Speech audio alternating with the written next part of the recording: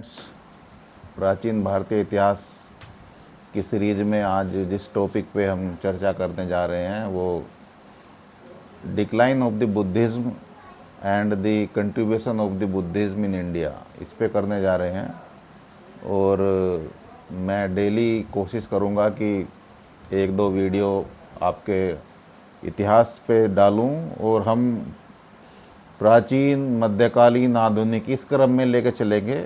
और UG, PG और UGC net, IAS, PCS कोशिश करेंगे इस तरह की परीक्षाओं के लिए सभी विश्वविद्यालय के छात्रों के द्वारा, और इवन 12th के लिए भी ये सीरीज कामयाब हो। मेरी कोशिश रहेगी कि मैं हर एस्पेक्ट नैरेटिव हिस्ट्री में बातचीत के माध्यम से, डिस्कशन के माध्यम से करता रहूँगा। और आप लोग इस चैनल पे सब्सक्राइब कर लीजिए या मुझे लाइक कर लीजिए और अपने सुझाव ज़रूर दीजिए ताकि मैं आप लोगों से अच्छी तरह से जुड़ सकूं, क्योंकि बिना सुझाव के इसका कोई यूज नहीं है। और मैं कोशिश करूंगा कि हर वीडियो में मैं अपने आप को इम्प्रूव करूं और इसके लिए हमेशा आपके सुझाव आमंत्रित हैं। जैसे कि मैं बता रहा हूं कि बौद्ध धर्म के भारत में पतन के क्या कारण थे, या बौद्ध धर्म भारत से चला क्यों गया। कि देखिए, जो धर्म इतना बड़ा हो, जो देश विदेश तक फैला हो, और बुद्धिज़्म, मैंने कहा था आपसे कि Buddhism was the first revolutionary या मिशनरी रिलीजन था देश का। इतना बड़ा मिशनरी रिलीजन जो विदेश तक फैला था, Korea, Taiwan, Japan, Thailand, Burma, Sri Lanka, और इतनी जल्दी या कैसे विलुप्त हो गया। जैन धर्म तो अभी बचा हुआ भी है, लेकिन बौद्ध धर्म का तो बहुत पतन हुआ। तो इसके कारण एक जैसे आज जानने चाहिए हमें और पढ़ेंगे आज। तो सबसे पहला कारण तो ये है कि कोई भी चीज़ देखिए हमारे परिस्थितियों पर डिपेंड रहती है और कुछ चीज़ें टाइम से बदलती हैं। तो ऐसा नहीं है कि बुद्धिज़्म में बुराइयां आई हैं तो ये धर्म ख़त्म हो गया। बुराइयां तो जैसा कि हम पढ़ते आ रहे हैं सब धर्मों में हैं, लेकिन टिके हुए भी सब धर्म हैं। और बाकी ये जो है, मैं बताना चाहूँगा कि कुछ कोइंसिडेंसेस हैं। ऐसा नहीं है कि जैसे हम परंपरागत तौर पर बीए और एमए में, पीजी में, यूजी में पढ़ते थे कि बौद्ध धर्म इसलिए विलुप्त हो गया क्योंकि उसमें बुराइयां खूब आ गई। बुराइयां तो जो आज के धर्म में उनमें भी सब में है। जैसे हिंदू धर्म में भी क्षमा चाहूँगा मैं, मुस्लिमों में भी, ईसाइयों में भी, यहूदी, सब में बुराइयाँ होती हैं। कोई धर्म ऐसा नहीं है जिसमें थोड़ी बहुत बुराइयाँ ना हो। लेकिन बुद्धिज़्म में एक चीज़ देखिए आप, बुद्धिज़्म में बुराइयां तो आई, लेकिन कुछ परिस्थितियां भी ऐसी बनी पड़ी। मैं आपका ध्यान उस ओर आकर्षित करना चाहूँगा कि सबसे बड़ी परिस्थिति ये है कि आप ये ना समझें कि पूरा देश बौद्धमय हो गया तो बौद्ध विरोधी ताकतें वो भी ख़त्म हो चुकी देश से। ऐसा बिल्कुल नहीं है। आप ये ना सोच लें कि बुद्धिज़्म मेन स्ट्रीम रिलीजन है तो दूसरे धर्म खत्म हो गए, नहीं है। उसके पैरेलल देखिए ब्राह्मण धर्म चल रहा है और ब्राह्मण ने हथियार नहीं डाले हैं अभी। या कोई भी धर्म इतनी जल्दी ख़त्म नहीं होता, कोई भी धर्म इतनी जल्दी पराजित नहीं होता, ये समझ लीजिए आप अच्छी तरह से। तो मैं ये बताना चाहूँगा कि बौद्ध धर्म जो है वो चल रहा है, लेकिन ब्राह्मण धर्म भी उसके पैरेलल चल रहा है। बस समय का फेर है, और समय का फेर है कि ब्राह्मण घात लगाए हुए बैठे हैं। वो जब चाहेंगे तब आगे आ जाएंगे फ्रंट पे, और इसका मौका उन्हें मिल गया। तो आपने देखा होगा कि अंतिम मौर्य शासक जो वृहद्रथ है, उसका अंत कैसे हुआ। उसका अंत ऐसे हुआ कि जब वो परेड के सामने सलामी ले रहा था अपनी सेना की, तो एक जो उसका सेनापति था पुष्यमित्र शुंग, उसने उसको मार दिया, भरे मंच पे जाकर छुरा घोंप दिया। और कमाल की बात यह है कि किसी भी आदमी ने, किसी भी सेना ने या किसी भी सामंत ने उसका विरोध नहीं किया उसकी मौत का, और आराम से सत्ता परिवर्तन हो गया और पुष्यमित्र शुंग जो है वो चक्रवर्ती राजा बना बाद में। अब आप इस कंट्रोवर्सी को एक ऐसे देखिए कि अगर पुष्यमित्र शुंग ने छुरा घोंप दिया तो उसका सेना ने विरोध नहीं किया, तो इसका मतलब सेना में ब्राह्मण तत्व हैं और सेना में राजा के खिलाफ जो है वो बगावत है। या दूसरे साथियों ने उसका सपोर्ट क्यों कर दिया इतनी जल्दी। इसका मतलब ब्राह्मण लोग कहीं ना कहीं यूनाइटेड हैं अगेंस्ट द बुद्धिज़्म। और तीसरी बात यह है कि पुष्यमित्र शुंग ने, अगर पुष्यमित्र शुंग बौद्ध राजा का सेनापति है और वो ब्राह्मण है, जबकि ब्राह्मणों में और बौद्ध में जो है एक तरह से 36 का आंकड़ा है, दोनों एक दूसरे को देखना भी पसंद नहीं करते। तो क्या मजबूरियां रही होंगी कि पुष्यमित्र शुंग को सेनापति बनाना पड़ा वृहद्रथ को। तो इसका मतलब ये है कि नौकरशाही में और ख़ास करके सेना में अभी भी ब्राह्मणों का दबदबा है, जिसको राजा भी इग्नोर नहीं कर पा रहा है। नहीं तो वो पुष्यमित्र शुंग को अगर क्यों बनाता अपना एक तरह से सेनापति ब्राह्मण को। तो इसका मतलब ये है कि ब्राह्मण अभी भी, ब्राह्मण धर्म अभी भी चर्चा में बना हुआ है और लोग ब्राह्मण अभी भी हथियार नहीं डालेंगे किसी के सामने। तो ये कोइंसिडेंस है कि पुष्यमित्र शुंग, अब देखिए कि अब सारा का सारा ब्राह्मणवादी उत्थान धीरे धीरे निखर के आने लगा। क्या कोइंसिडेंस है कि इधर तो पुष्यमित्र शुंग बना 2वीं शताब्दी सा पूर्व में राजा, उधर एक 1ली शताब्दी ईस्वी में सातवाहन बने राजा डेक्कन में, ये जिसको महाराष्ट्र या आंध्रा का क्षेत्र कहते हैं, और वो सातवाहन भी बौद्ध है, ब्राह्मण है देखिए। और सातवाहन भी इतने ही क्या कहते हैं प्रोग्रेसिव हैं जितना कि पुष्यमित्र शुंग है, और सातवाहनों का भी साम्राज्य जो है वो काफ़ी बड़ा है, ये देखिए आप। और तीसरी बात ये देखिए कि सातवाहनों के बाद में तुरंत थोड़े दिन बाद में वाकाटक आ गए दक्षिण में, और वाकाटक भी ब्राह्मण है, और वाकाटकों का भी साम्राज्य इतना ही समृद्ध है जितना कि सातवाहनों का है।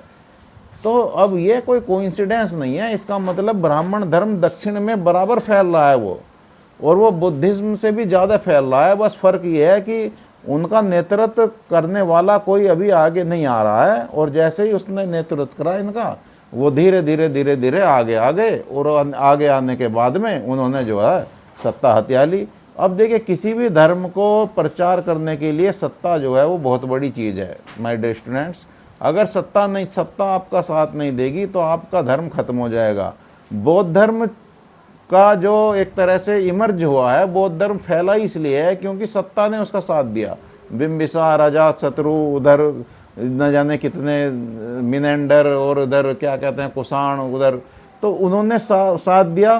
तो दूसरी तरफ ब्राह्मण की सत्ता का साथ देने वाले कम बचे। अब उल्टा हो रहा है, अब ब्राह्मण सत्ता में ब्राह्मण आ गए तो ब्राह्मणों ने जो है वो अपने आप को स्थापित किया, और जितने भी चीज़ें हैं वो देखिए माइलस्टोन है। पुष्यमित्र शुंग का आना और वृहद्रथ का मारा जाना इतिहास में एक माइलस्टोन है, और वो ये बताता है कि सत्ता फिर ब्राह्मणों पे आ गई। और पुष्यमित्र शुंग को तो ब्राह्मण धर्म का पुनरुद्धारक, एक क्षत्रिय और न जाने कितनी उपाधियां लेते हुए दिखाया गया है। तो ये तो इसका एक कारण है कि बौद्ध धर्म का पतन का क्या कारण था। अब दूसरा देखिए कि बौद्ध धर्म जो है वो एक तरह से ये मान लीजिए कि बौद्ध धर्म जो है वो एक ऐसा नहीं है कि एकदम से पतन हुआ उसका, वो धीरे धीरे होता है। और बौद्ध धर्म जिस चीज़ के खिलाफ लड़ा, अब देखिए बौद्ध धर्म आडंबर के खिलाफ लड़ा, ब्राह्मणों के कर्मकांडों के खिलाफ लड़ा, पुरोहितवाद के खिलाफ लड़ा, अवतारवाद के खिलाफ लड़ा, मूर्ति पूजा के खिलाफ लड़ा। ये देखिए, तो अब ये मूर्ति पूजा के खिलाफ लड़ रहा है, अवतारवाद के खिलाफ लड़ रहा है। अब ये इन चीज़ों को अब देखिए, जब बौद्ध धर्म ज़्यादा फैल गया, ज़्यादा ऑर्गेनाइज्ड हो गया और ये रिच हो गया, ये संपत्ति वाला हो गया, और इस पर अथाह रिसोर्सेज हैं, मैं आगे पढ़ाऊँगा आपको। तो अब इसमें क्या हुआ कि बौद्ध धर्म में जब अथाह रिसोर्सेज आ गए तो बौद्ध धर्म में एक वर्ग ऐसा हो गया जो परजीवी है, जो पैरासाइट है, जो कि सुख सुविधा धन और सब लेना चाहता है। तो बौद्ध गौतम बुद्ध देखिए खुद कहते थे कि मेरी पूजा नहीं होनी चाहिए, मेरी पूजा मत करना और मुझे ईश्वर मत मानना। लेकिन सच्चाई ये है कि धर्म में कोई भी हो, उसके क्या कहते हैं, उसके प्रवर्तक की पूजा होनी ही शुरू हो जाती है। ज़्यादातर धर्मों के साथ है।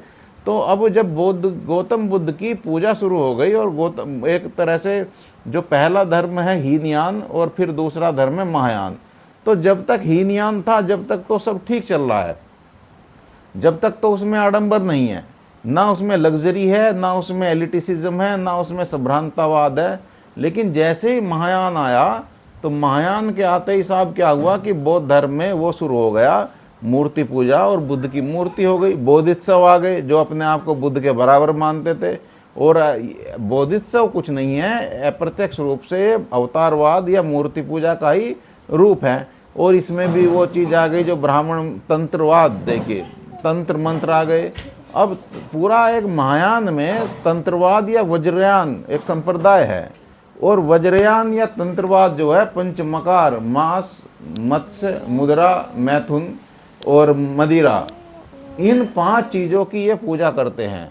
ये ब्राह्मणों के 7 धर्म जैसा ही है कि वो क्या काम करते हैं कि वो भी इन पंचमकार की पूजा करते हैं, और इन पंचमकारों की पूजा करने के कारण बौद्ध धर्म भी उतना ही विभत्स, उतना ही एक तरह से व्यभिचारी और इतना ही उसमें संस्कारहीन हो गया जितने कि दूसरे धर्म पे उसमें ट्राइबल एलिमेंट आ गए। ये देखिए, अब जनजातीय तत्व आ गए, और जनजातीय तत्व क्या होते हैं कि जनजातीय तत्वों के आने से उसमें what you can say law of the fertility, मतलब योनि पूजा और ये लिंग पूजा और ये सारी चीज़ें जब आ गई तो उसमें एक व्यभिचार आ गया।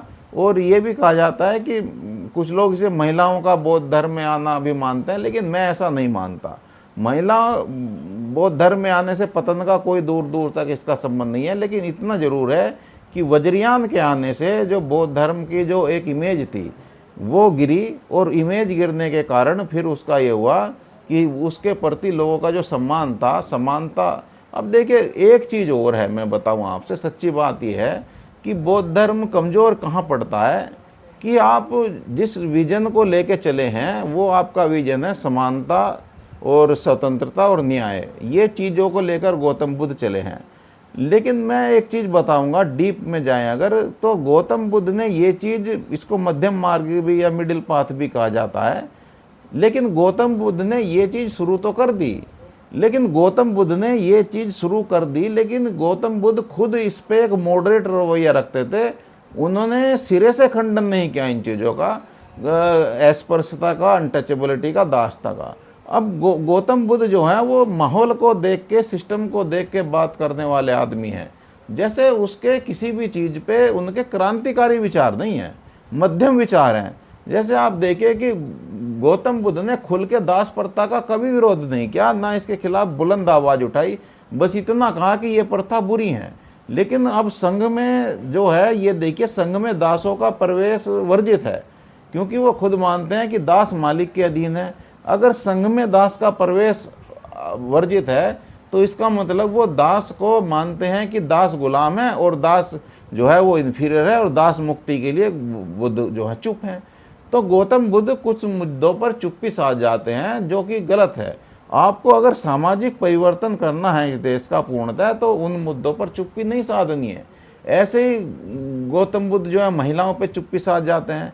आप महिलाओं के लिए खुल के आएँ कि हम महिलाओं को भी बराबरी का अधिकार जैसा ऋग्वैदिक काल में है ऐसे ही दिलाएंगे, तब लोग आपको मानेंगे। अब चुप रहना किसी भी उसका समाधान नहीं है। वो चुप रहना कुछ दिन तक तो चल जाएगा, लेकिन आप लंबे समय तक चुप रहने से क्या होगा कि उसमें नकारात्मक चीज़ें हावी हो जाएंगी। और यही गौतम बुद्ध के साथ हुआ कि उन्होंने किसी भी चीज़ पे, अब देखिए, जाति प्रथा का विरोध करते हैं, लेकिन जाति प्रथा को जब महायान आ गया तो इन्होंने फिर जाति प्रथा का भी एक तरह से विरोध करना बंद कर दिया।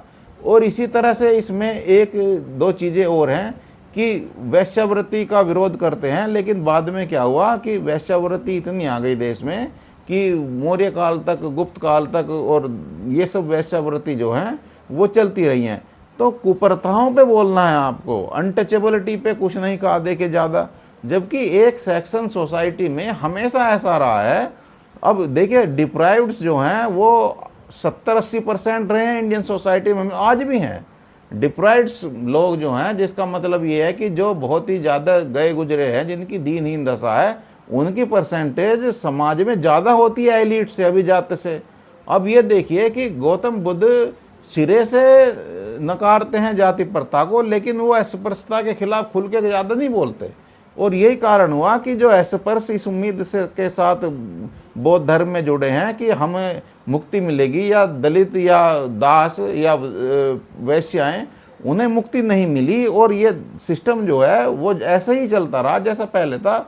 और ब्राह्मणवाद को जब जब मौका मिला तब तक वो हावी हो गए उन पे, और तब तक उन्होंने उस सिस्टम को लादने का जो है वो प्रयास किया।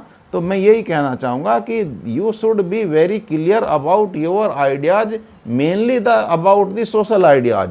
सामाजिक जो आपके आइडिया हैं वो क्लियर होने चाहिए कि हमें हर हालत में दासों को संघ में प्रवेश देना ही पड़ेगा। अगर दासों को हम संघ में प्रवेश नहीं देंगे तो ये बौद्ध धर्म के खिलाफ है। लेकिन गौतम बुद्ध सब चुप रहे, सब पे चुप्पी साधी। एक ओवर मेटीरियलिज्म या ओवर क्या कहते हैं इसको, एक ओवर जो होता है कि ज़्यादा भौतिकवाद को बढ़ावा देना या ज़्यादा उसका समर्थन करना, वो भी गलत है। क्योंकि पूंजीपति क्लास जो है वो सिस्टम पे तुरंत उसको क्या कर लेगी, तुरंत हावी हो जाएगी। और जब सिस्टम पे हावी हो जाएगी पूंजीपति क्लास तो वो फिर आध्यात्म की ओर लोग भागेंगे। और बौद्ध धर्म के साथ भी यही हुआ कि इसने व्यापारियों को ज़्यादा डोनेशन लेनी शुरू कर दी, उनका संरक्षण दिया। और ब्राह्मणवाद जो आध्यात्मिकता और एक तरह से संपत्ति को नकारने पे से चलता है, वो फिर एक्सेप्ट होने लगा लोगों में। और लोग फिर उसी दर्शन की लौटे कि इससे तो वैदिक दर्शन अच्छा था, उसमें कम से कम समानता तो थी। तो अब वज्रयान, तंत्रयान, महायान, अब देखिए जितने भी बाद के राजा हैं सबने महायान धर्म को सपोर्ट किया, हीनयान को सब भूल गए। चाहे वो कनिष्क हो, चाहे अशोक हो, चाहे वो बाद के लोग हो। तो महायान धर्म का सपोर्ट करने का ही मतलब ये है कि लोग जो हैं मूर्ति पूजा, मंदिर पूजा, मठ, इन पे आए। और क्या कारण है कि अशोक ये कहता है सम्मेलन में, प्रयाग कनौज सम्मेलन में, कि जो डिबेट में ह्वेनसांग के खिलाफ बोलेगा उसकी जीभ काट ली जाएगी। क्या मतलब है इस चीज़ का? इसका मतलब आप दूसरे धर्मों को सुनना भी नहीं चाहते। ह्वेनसांग इतना बड़ा हो गया, वो चीनी यात्री जो यहाँ पे आके रह रहा है और बौद्ध धर्म के बारे में जान रहा है, आप उसे इतना बड़ा पुरोहित बना दे जा रहे हैं। तो ये सब चीज़ें जो हैं ये बदली। और ब्राह्मणवाद जो है फिर मौका लगते ही आ गया। और ब्राह्मणों ने देखिए रिफॉर्म कर लिया अपने आप में। देखिए कोई भी राजा जब आता है किसी संकट से निकल के, फिर वो सुधार करता है। और मैं बताऊंगा जो पुष्यमित्र सुंग हैं और गौतमी पुत्र सातकर्णी है या वाकाटक राजा हैं, जितने भी हैं, these are the reformative ruler. ये रिफॉर्मेटिव रूलर भी हैं। इन्होंने सीख लिया समय से। और इन्होंने क्या काम किया कि ये उदार बने रहे बहुत ज़्यादा। और इन्होंने उन्हीं चीज़ों को फिर प्रोटेक्ट शुरू करना शुरू कर दिया, प्रोटेक्ट जो गौतम बुद्ध करते थे। जैसे उन्होंने व्यापार को महत्व दिया, उन्होंने जन कल्याण को महत्व दिया, उन्होंने साहित्य को, उन्होंने संस्कृति को, उन्होंने सबका एसिमिलेशन थ्योरी को, कंपोजिट कल्चर को, और किसी को ऊंचा नीचा ना दिखाना, ये सबकी कदर, विद्वानों की कदर करना। अब ये सब चीज़ें आ गई तो ये देखिए कि फिर ब्राह्मण धर्म ऐसा ही हो गया जैसा पहले था। तो अब ये बौद्ध धर्म का ये है कि ये इंडिया से धीरे धीरे खत्म होने लगा और विदेशों में फैलने लगा। इसकी रूट कमज़ोर हो गई, शाखाएं बढ़ती गई। लेकिन रूट के बिना आप ज़्यादा दिन नहीं चल सकते।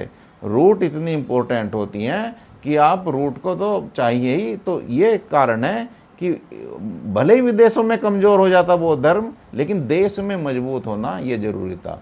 ठीक है ना। तो मैं बौद्ध धर्म के पतन के कारण हैं। और अगले जो वीडियो बनाऊंगा मैं बौद्ध धर्म की देन पे बनाऊंगा, वो बड़ी इंपॉर्टेंट है, उसको मिस ना करें आप। वो एक एक कारण मैं बताऊंगा कि बौद्ध धर्म क्यों भारत में आज भी याद किया जाता है इसको। धन्यवाद।